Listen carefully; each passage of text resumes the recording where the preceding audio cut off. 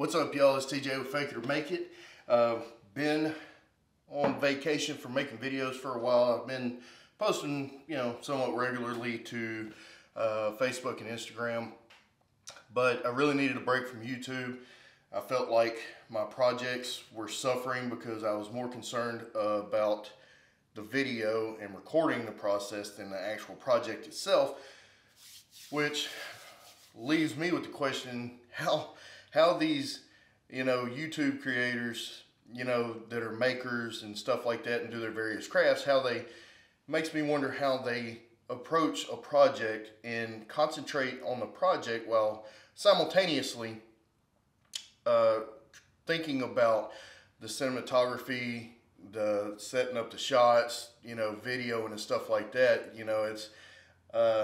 It was definitely starting to take a toll on me, and I was really starting to get stressed out about trying to get a video out once a week.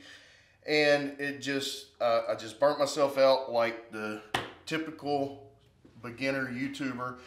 And I seen Steve Ramsey say something, and it really hit home with me. He was like, I'm not going to be a slave to the YouTube algorithm. And I'm paraphrasing, but I was like, what am I doing? Why am I doing that? So I took a break and kind of looked over my past videos, and I was like, some of these were actually good. And then the one started getting closer to whenever I shut it down a couple of months ago. I was like, man, I'm really starting to, lag on my craftsmanship, and it's stressing me out having to think about all these things while I'm trying to do this project. And so from now on, if I post a video, it's probably not going to be once a week. It's just going to be whenever I feel like it. I don't make any money off YouTube. The only gratification I get from making YouTube videos is whenever I help somebody out, or somebody in the comments says, hey, that looks great, how did you do that? Or ask questions, and I can actually help somebody. So from now on, that's what I'm going to go into this whole YouTube thing with, and just try and help people and show people that, you don't have to be some professional engineer or maker or anything. That you can do anything you want to do. You just have to do a little bit of homework, takes a little bit of practice and some thought, and you don't have to be afraid of projects, and so if I can do it, you can do it. So now that all that's out of the way, in today's video I'm going to be refurbing my tool wall, my French Cleat Tool Wall area here. I built these whenever I was first building the shop. So whenever I tore down my old porch, the decking, the plywood that was up there, that's what I used to make these holders. And they're not great. The plain holders are okay. They look all right. But I've got all kind of wood now. I've got cherry, maple, mahogany, white oak, red oak, all sorts of different nice woods. And I'm not going to do anything incredibly fancy, but I do want my tool wall to be kind of a centerpiece of my shop. So my dad had given me a bunch of these really thin bead board. It's like a rustic bead board. It's just pine, and it tongue and groove joins together. And I have just enough of this stuff to cover this 4x8 sheet of OSB right here. So I'm going to try and fill that space up so that it has a nice decorative background, and then I'm going to come back and put my French cleats on there and try and figure out a way that I can maximize this area to get all the tools that I've accumulated, and maybe make this a little more aesthetically pleasing, because I have done some updates here in the shop. So I'm just slowly but surely tackling projects, and being it's raining today, some of my other projects have got to be put off. So that's what I'm going to be doing today, is working on the French Cleat Tool Wall. All right. I haven't done a video in so long, I don't know what I'm doing.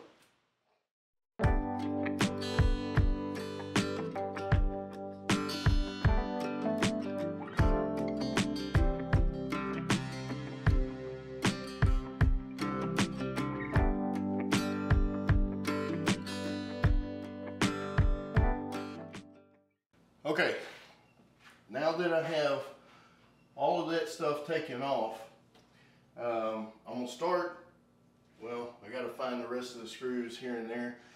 I'm gonna probably start at the top right there and then work my way down, and then whatever I have left over, or you know, whatever space, I'm just gonna use every bit of that stuff that I have, that beadboard, start at the top of that joint, work my way down. And I'm just gonna use brad nails on my little DeWalt battery brad nailer, nail that stuff up, and then I'm gonna look at it and see. I don't know exactly what color that. I don't think I'm gonna leave it just the raw wood. Seems like it would be a little too much of a stark contrast against the OSB. I'm just gonna start going through, putting this stuff up here. It's pretty straightforward. It's just tongue and groove. Just gonna nail it up there, and we'll see what it looks like once I get it up there. We'll just go right into time lapse from here.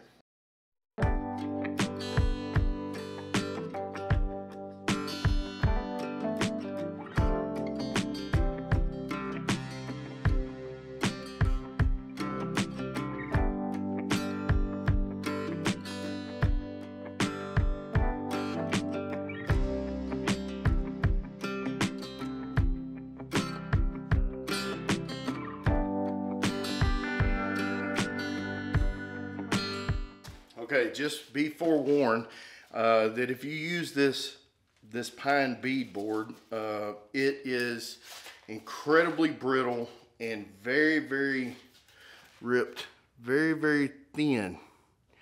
And what happens is, even just sitting in the package or trying to make it butt up, you have to be very gentle with this stuff, because what happens is, like, this tongue can just snap right off, just like that. And so you'll have in the groove, you'll have fuzzy bits or parts, splinters that are in the groove. And I wasn't thinking about it. I was like, man, why the hell won't these go together? And then I looked up underneath there, and there was like some splinters and shards and all kind of crap in there. So just take something and make sure that it's pulled out. There is no strength to this. There is no strength in the tongue and groove. All it is for location purposes. You just have to be really gentle with it. Let's get back to work so I can turn the fan back on.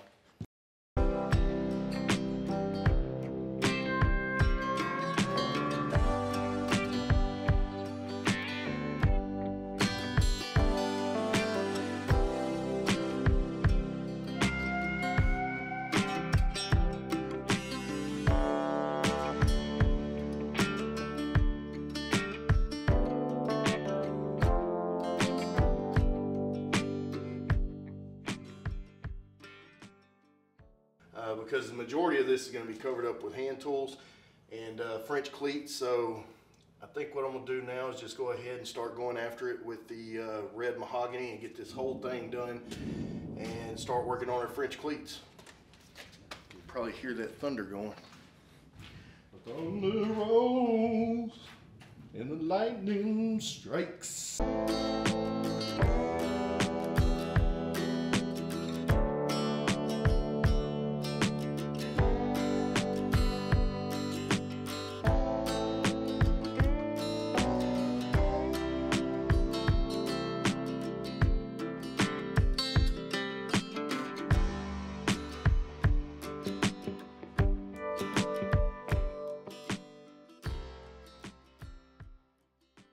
Well, the battery went dead while I was staining, doing the time-lapse recording of me staining it.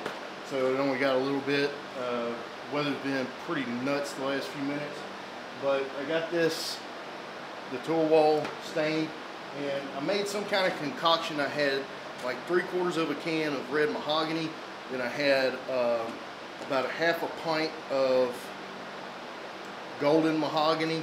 And I took the golden mahogany, a little bit I had of golden mahogany, poured it in with the red mahogany, and I had probably maybe an ounce or so of dark walnut left in a can.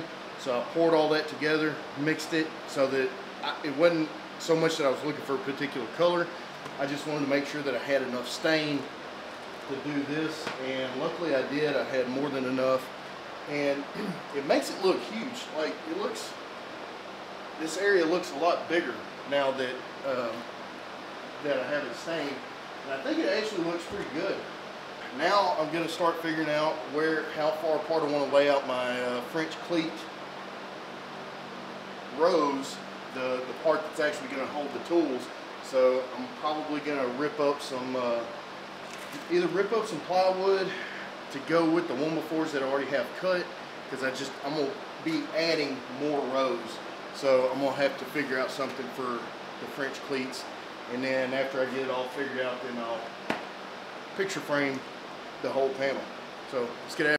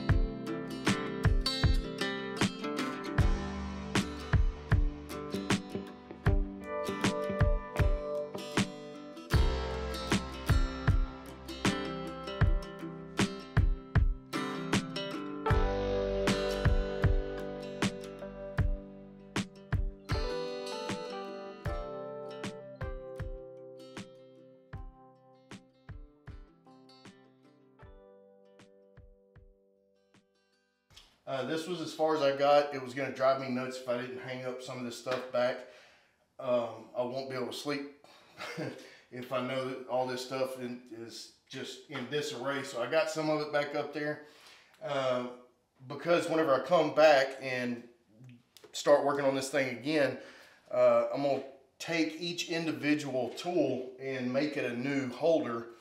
And I'm not going to be able to do, I don't have time to do it all at once, so at least if I got some of my tools back on the wall, as I come in here and have time, I can decide how I want to build the holder, make one holder. Say I want to make a new chisel holder, then I'll be thinking about how I want to make the new chisel holder, come out here, bang it out, have a new chisel holder, and then the next time I get time, I'll do some plane holders, hand plane holders. So at least now it looks pretty cool. I like the way it came out so far.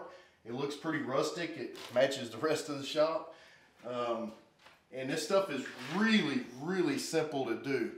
All these are just scrap 1x4s that I ran through the table saw and put a 45 on one edge. And then on the back of the tool holder has the opposite 45, a piece of another. You could take the offcuts off of the cleats, screw it to the back of your holder and flip it around so that it slides nice and it hooks right on the back of that cleat, and that's what holds it up. So the French cleats are really cool, really old design, been around forever, and they're just really handy, and they make for a nice looking tool wall. So stay tuned. Next time, probably next week or so, I'll have this looking a little better, and I'll try and record the process of building a couple of these tool holders, and then we'll show you the finished product. But hey, I appreciate y'all sticking around this long. If y'all have any questions, comments, concerns, don't hesitate to leave them down in the comments section. Be sure to like and subscribe. Appreciate y'all. Damn, that was a mouthful. You think I was talking too fast?